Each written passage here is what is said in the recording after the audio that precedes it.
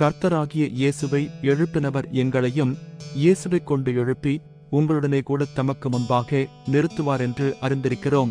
கொரிந்தியர் எழுதின 2வது நிருபம் 4வது அதிகாரம் 14வது வசனம்.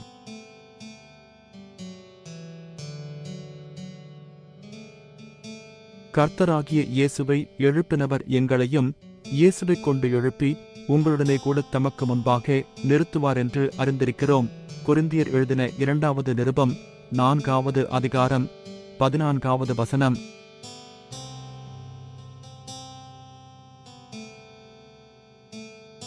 கர்த்தராகிய இயேசுவை எழுப்பினவர் எங்களையும் இயேசுவைக் கொண்டு எழுப்பி உங்களுடனே கூட தமக்கு முன்பாக நிறுத்துவார் என்று அறிந்திருக்கிறோம்.